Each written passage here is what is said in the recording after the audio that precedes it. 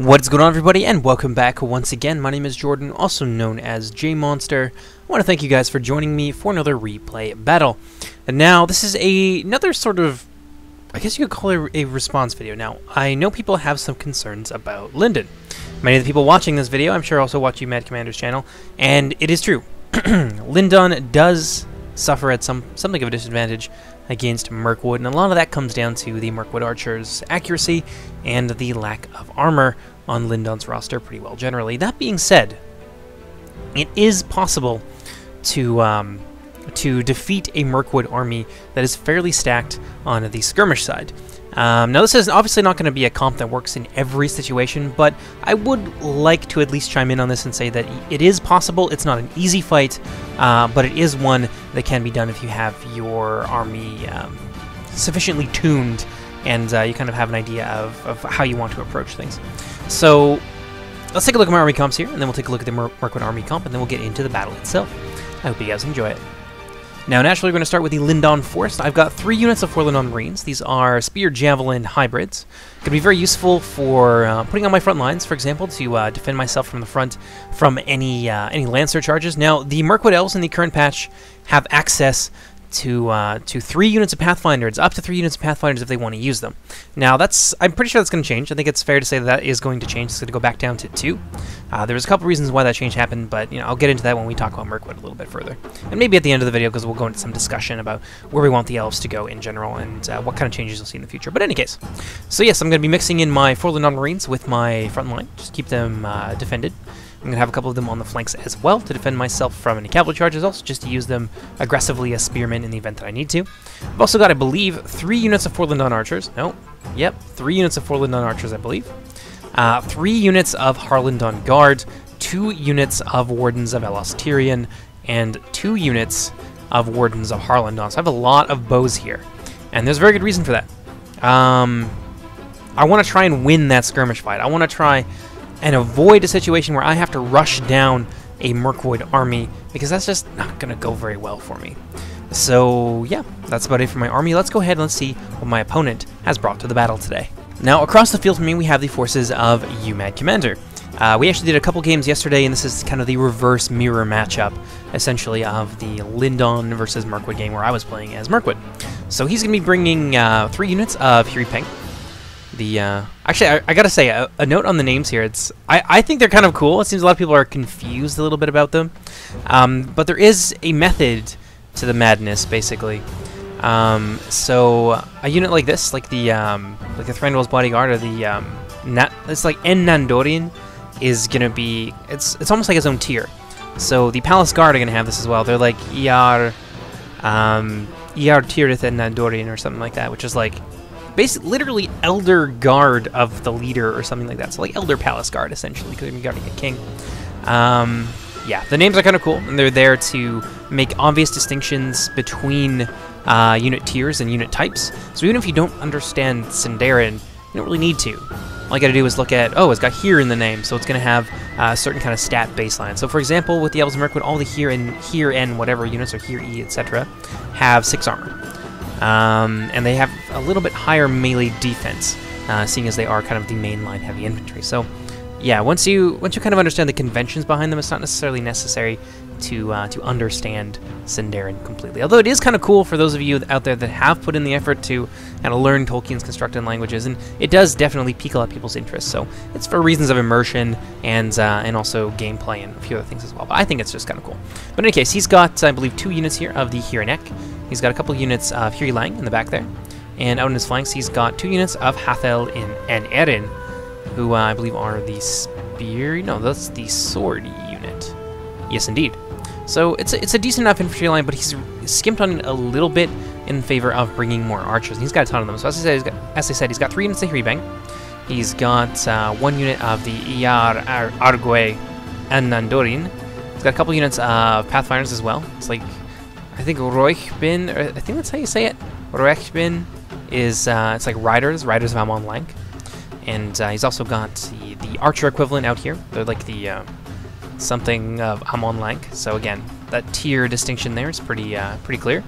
And I think he's also got a unit of rangers, so it's like the Theoren Tower or something like that, which is like Wardens of the Forest or something in scenario, which is kind of cool.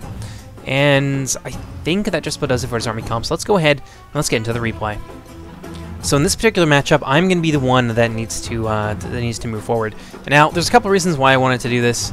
One, I didn't want to wait, and I wanted to press the advantage, because I have a lot of skirmishers here. Yeah, I've got 2 units of the 4 Lindon archers, there you go. But yeah, I have a ton of skirmishers, and I want to try and leverage that as much as I can. So one of the differences I think you'll see here between kind of like the traditional put all your skirmishers out in front of your army and have them all fire in one big block is that my skirmish line is tiered. So I've got my Lindon guard out in front, and that's because they have, of course, those shields, and that's going to be useful for soaking up a little bit more of the ammunition, and they can also deal a fair amount of damage in return. And when it comes time for it, I will be able to move my 4 Lindon archers around a little bit according to my needs. And if at any time I have to fall back with my 4 Lindon archers or my Lindon guard, then I have a couple units here of the Wardens of Tyrion who are very high range and very high accuracy that I can use to cover the retreat. So it's all... It's one big system of like moving pieces that are all there to kind of cover each other. It's a bit like chess in that regard. So let's go ahead here and let's kick it back up to full speed. You can see that my commander is also going to be moving forward a little bit as well, getting himself into range of both my Lindon guard and I think my 4 Lindon archers as well. No, they might just be out of range a little bit right now, which is surprising because these 2 units they are both 200 or so range. So they should be hitting each other at the same time. So you can see, oh yeah, there we go. Now they're starting to fire. You can see my Lindon guard really took a big hit there, and that's all right. It's kind of, this is to be expected a little bit, I think, especially against the Wood Elves.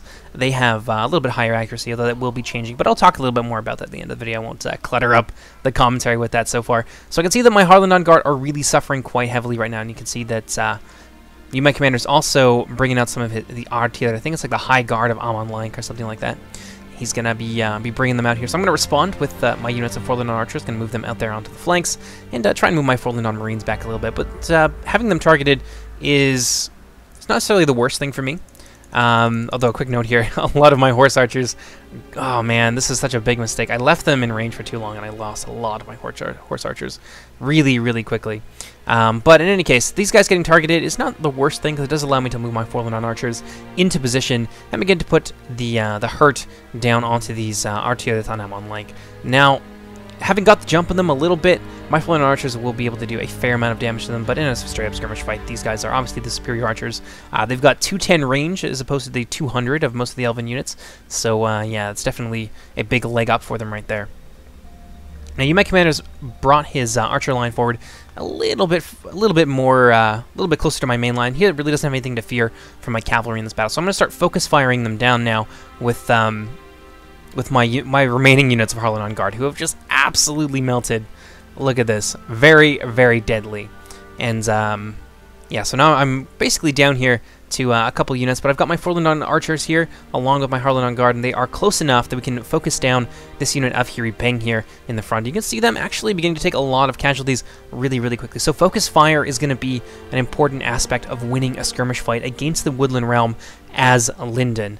Now, you only have a little bit of time to accomplish the goals that you have, but right now, this is why I have my Lindon gun out front. They're being focus fired down by the Hiri Peng, but that does leave my 4 Lindon archers, my second tier of archers, free to do a little bit of work. Now, those Hiri Peng have been reduced quite heavily. Actually, now they're down to about 50% of their unit, and over on this end, you can see they're also at 50% as well, and that's because of a little bit of help there from my 4 Lindon archers.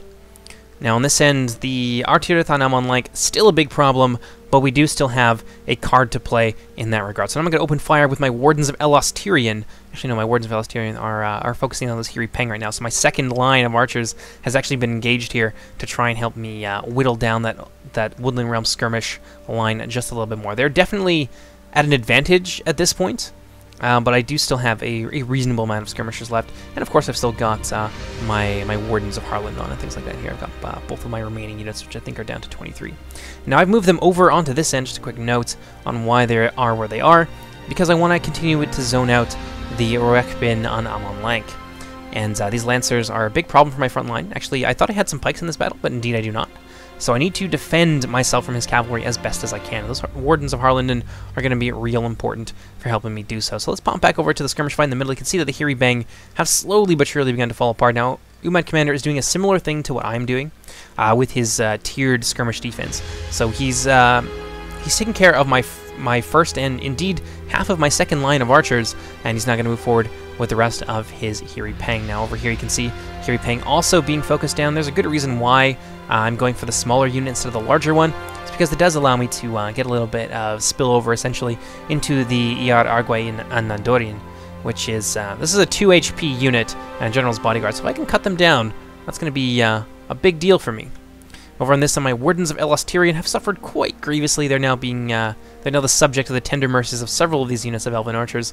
But now that my commander is moving forward with these Artiret on Amon Lank, they are also being cut down quite efficiently by my very deadly ranger units. So my 2 Warden units here are really important. They are definitely an answer to most of the things that the Woodland Realm can bring to bear. The biggest problem is they're not going to be able to take too many of them. You can only get 2. And they are very lightly armored, so you have to be careful with how you use them, otherwise they will get focused down really, really quickly. And potentially that is something that you can maybe use to your advantage. If you pop these guys out early, your enemy will probably focus on them, so maybe you'll have a chance to focus fire some of their other units. So it's really, when trying to win this kind of fight where you're at a disadvantage as Lindon, you have to be very careful and need an overall strategy for basically the entire battle. So my Wardens are Elastirian here. I've basically wiped out that unit of Artilet on Lank, and over here I've got a unit of Wardens of Elastirian who are going toe-to-toe with the rest of the Wood Elven skirmish line. Now, my 4 Lindon archers now out of ammunition, but they were doing quite a lot of work over here, and you can see that we've very, very heavily reduced the amount of Mirkwood skirmishers in the game. Now, there's still more of them than there are us, but we are making some headway. So the Hiripang here have been quite heavily reduced. This one as well. There's still this unit here of the 2 HP bodyguard and another unit of rangers hanging out somewhere. But we have, and this is really part of the strategy overall, was reducing his range capacity to the point where it's not nearly the kind of threat that it would normally be, because I don't want them cutting down my front line, and I definitely don't want them cutting down my units of 4 Lindon Marines. And if you look right now at the unit strength here, most of these units of 4 Lindon Marines are pretty much intact, and that's going to be a really important part of the infantry battle.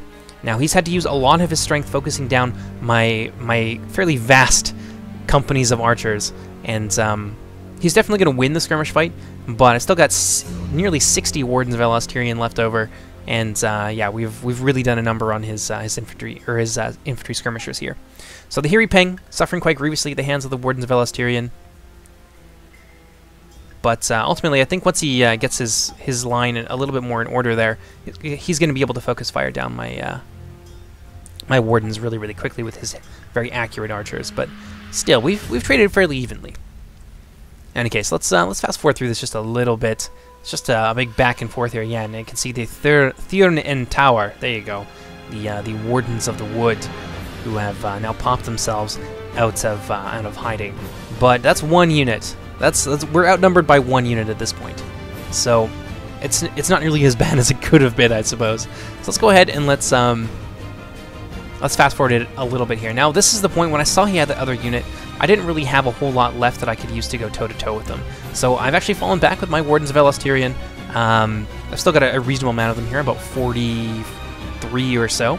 And I'm going to move forward with my infantry. We're going to try and pick an infantry fight, which we're going to be fairly situated. It's not an easy win. It's not a sweep by any means, but we do definitely outnumber the Wood Elves in this instance. So I'm gonna move forward here using my Harlindon infantry, to cover for my 4 Lindon Marines. Toss a javelin volley there into the front of those light Elven troops there, and over on this end you can see, oh yeah, fairly decent amount of fire, some friendly fire in there as well into the Hiranak, but we are managing to deal a fair amount of damage to them as well. And over on this end, I think, yeah, I'm using my my mounted bowman to try and bully, I think, his Rekben on Amon Lake out of position, which is exactly why I brought them. Over on this end, you can see, ooh, big volleys going into the Hiri Lang as they're moving onto the flank to try and support his potentially his cavalry in a push against my line. Let's go ahead and slow things down just a little bit here so we don't miss anything. Here Lang now charging into the front, where my Harlan infantry were doing all right against the Hathalinarian. I think pound for pound these guys are a little bit better, not a huge amount, but it is noticeable. Oh yeah, big javelin volley there going into the Tiernan Tower, putting a little bit of pressure on his range back lines. Probably not the most important thing to be doing at the moment. But in any case, the what he's trying to do here is overwhelm one of the weaker portions of my line. But, ooh. Javelin volley there going off at the last moment into the Hiri Lang. But he's trying to overwhelm a weaker portion of my line and then roll up the rest of my line. But I do have my reserves of my 4 Lindon Marines who are able to stay intact pretty well to this late point in the battle. So they're going to get a charge there into the 4 Lindon Marines, who are going to suffer quite grievously. They're going to lose a lot of their strength, but they're also spearmen. So yeah, that's why they're on the flank, and that's why they're on the second line. Now over on this end, you can see my Wardens of Elastirian also putting some fire into the Rechbin on Amon Lank, along with my Wardens of Harlanon. So I'm trying to systematically strip away some of his more important assets. But over on this end, it does, of course, leave the other unit of Lancers free to charge their way into my Wardens of Elastirian, and that's basically going to be the end of my ranged strength at this point. Over on this side, though, my spearmen have been fairly successful, managing to basically use their entire ammunition pool on the Mirkwood infantry line. Over here, Harlanon infantry not doing so great against the Hathalinarian. On this end, they are definitely doing much better than I think they are against my Harlanon infantry on the other side. Ooh, more charges here into my 4 Lindon Marines. Ooh, that's going to be ugly. And looks like he's going for a hammer and anvil attack here against my my back lines. But let's see. Yeah, I've still got some archers left, and that range focus fire is going to be able to fairly heavily reduce that unit of lances before they manage to make contact with my lines. My Harlanon infantry are going to turn around and charge, just trying to sweep these guys from the field so that I no longer have to worry about my back lines. Now, over in this little pocket here, I've got a lot of Harlanon infantry still very healthy, and we're slowly but surely overwhelming the Mirkwood infantry line. Now, a nice little pincer movement here. My Harlanon Guard also moving in on these Rechbin on Amon Lank. At the same time, 4 Lindon Marines coming in from the rear, almost managing to rout that unit. Over on this side, got more of those Rechbin on Amon Lank, but my 4 Lindon Marines, I'm running them away because, okay, so in this, if you can run Swift Infantry away from a charging cavalry unit, the charging cavalry will do significantly less damage to them, and sometimes they'll miss their charge entirely. So that's the purpose of that particular movement right there, and now they're going to be pinned against a unit of 4 Lindon Spears, along with some archer fire coming in from behind. Over here, I have these guys in defensive formation, so even when being engaged in melee, they can still toss their javelin payloads, and I'm just trying to wear down this large number of units here. Now, to that end, I've still got a couple units on my Harlanon Marines. So once his cavalry is dealt with, I am going to be able to bring in my cav onto his flank and potentially get some shots from the rear into this large unit of this large couple units here of Hathalinarian and Hiri Lang. 4 Lindon Marines getting one last javelin volley off there into those Hathalinarian, having very much paid for themselves in this battle, protecting my flank and doing a lot of damage to the Mirkwood infantry. So soon enough, I will be able to move in from the rear with my my mounted bowmen. Over on this end, he's trying to turn the tide in the infantry fight in the center against me, but I've got my 4 Lindon Marines in there already, still real healthy, and the Mirkwood Elves have basically been ground down. That's the one, ground down through a fight of attrition. Over here, it looks like I pulled out. I was using my 4 Lindon archers, I think, as a flanking force. So they're going to go around on UMAC Commander's right flank, come in from the rear, and try and turn the tide here against the Hathal and Erin. Over on this end, I've still got some 4 Lindon Marines here who are actually in a place they probably shouldn't be, fighting against the Hiri Lang and the Hirenek, but soon enough I'll be able to pull those guys out, and we'll get a little bit more use out of them. Yeah, here we go. Looks like my Harlanon Wardens putting some enfilading fire here into the Tiernan Tower. The light wood elf archers can't really stand up to that terribly well, and I don't think they're firing back at my mounted cavalry. Perhaps they are. Well, this is a pretty deadly exchange. They've got BP, so they'll be real deadly against my cavalry. But my Harlanon cavalry are still managing to hold their own. And over on this end, the Hirenek are going to be able to rout, so I'll be able to pursue with my Harlanon infantry and my 4 Lindon Marines. I'm going to be able to get in there into melee and silence that unit of Tiernan Tower. And at this point, miss them a little bit. I've basically got free reign to go around into the flank and fire into units like the Hathel and Eden here, or more importantly into the Hirilang on the other side. So let's go ahead and let's kick it into full speed. Ooh, nice javelin volley there. Infilating javelin volley into the Hirilang. And that's basically going to destroy that unit. I think I've got one more javelin volley. Come on. There we go. And that's basically the end of the Mirkwood infantrymen. Over here, the Tira and Thau are being overwhelmed by a combination of Harlandon infantry and 4 Lindon marines. Over on this side, how are my 4 Lindon marines faring here against the Hirilang? Not so great. Now, those are very, very deadly close quarters units, and they are taking quite the toll, I think, on my my 4 Lindon marines. But I think I've moved these guys over here for the purpose of basically shooting into the back of the Hirilang. Let's go ahead and let's fast forward just a little bit here. No, they're just kind of sitting there. Looks like I lost micro on them just a wee bit. But elsewhere, the Mirkwood infantry has been more or less soundly beaten. There is still Thranduil's Guard that we're still trying to deal with right there. Nice javelin volley is going to be enough to see those guys off. And I think, yes, here we go. Some rear fire into the Hirilang, and we have to break those guys and save my poor beleaguered 4th non-marines. And that is going to be basically the end of the fight. So it's just a matter of cleaning up what remains for the Mirkwood infantry. Now, with the death of Thranduil, that's going to send the rest of the elves into a bit of a panic, and they're going to be able to break, and Lindon will be able to claim victory in this fight. Now, take a quick look at some of the casualties there. Let's look at some of the real killing power here. Wasn't really done by the Harlandon infantry. A lot of it is the 4 Lindon marines. That's like... yeah, that's nearly 400 kills right there. And in an Elven army, that's a significant amount of damage. Wardens of Elasteria, nearly 300, 177 on the other unit. The rest of, like, my Harlandon Guard did next to nothing. And that was basically what they were there for. They were there to die in a lot of ways. 4 Lindon Archers not doing all that great either. A lot of it came down to just trying to wear his forces down through attrition, and then use my more elite archers to try and sweep his forces, his remaining skirmish forces off the field, which we didn't do entirely, but we did a good job, and it allowed us to move in with our infantry and basically leverage our javelin power and our mid-range skirmish rather than our long range. So, as I mentioned earlier, I will make a little note here on where we want the elves to go. Now, Mirkwood is very much a stand-and-shoot faction right now, which is not necessarily what we want. It's a very fine balance to strike. Mirkwood needs to obviously be an archer-based faction. They've got a lot less armor than other factions, and they are going to be a little bit more accurate, but their accuracy is going down. I mean, it sounds like a lot. I mean, math-wise, their accuracy is going down basically 150%, but they're so much more accurate than everybody that basically just puts them a little bit above where your average Elven archer is sitting at the moment. Now, there's some exceptions to that. Some of the more elite archers will have extra range and extra accuracy as well, but that's going to be... that kind of high-tier sniper accuracy is going to be very, very confined to just a few expensive bowman units. So, for example, Mirkwood, the faction with the most high-tier skirmishers and just skirmishers in general, are going to have 2 units that have that, and they're both going to be very expensive. One's going to be 1,000, the other one's going to be 1,300.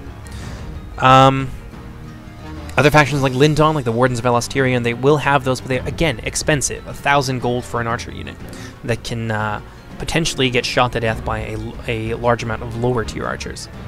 And, yeah, and things like that.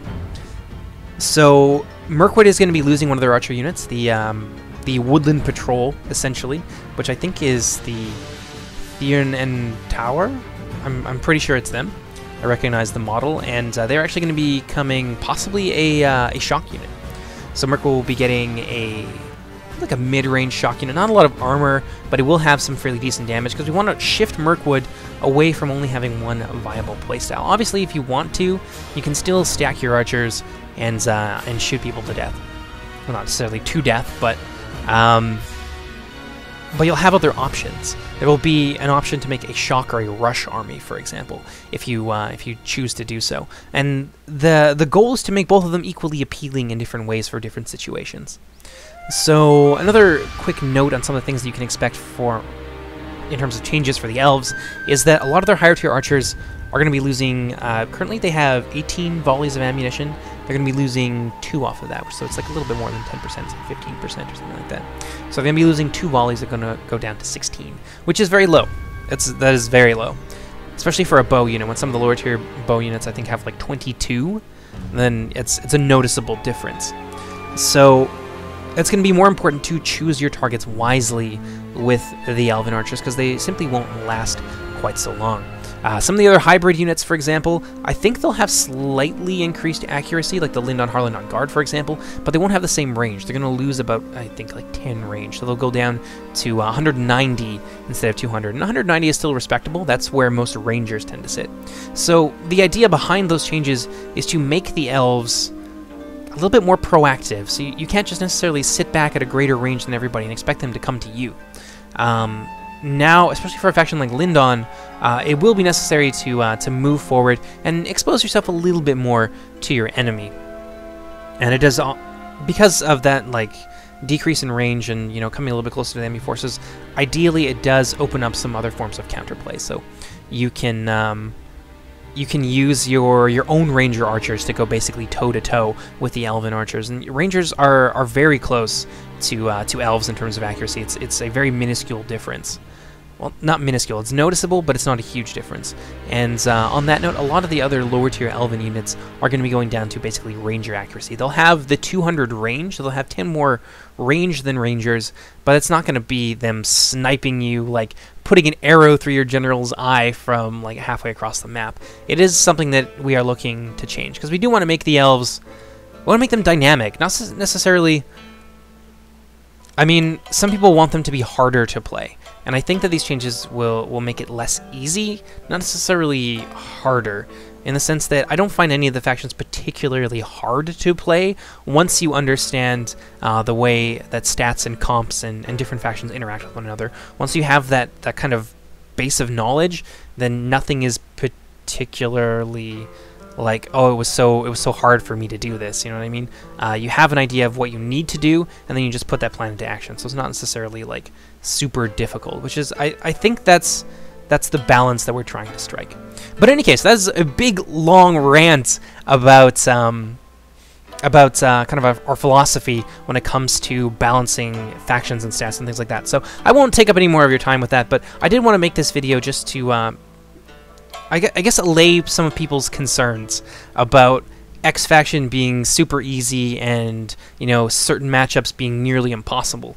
I mean, certain matchups are going to be harder. It's a natural consequence of going for the kind of asymmetrical balance that we have with 21 factions in the game.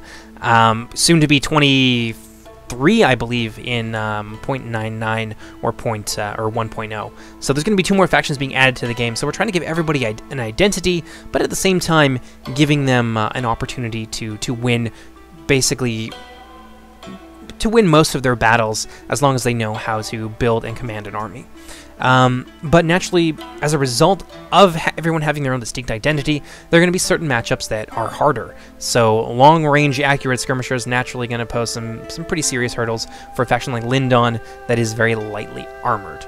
But yeah, in any case, I hope you guys enjoy this, and this little kind of detour into the crazy world of trying to balance patch 0.95, and I hope you guys will join me next time. Take care, everybody. Bye-bye!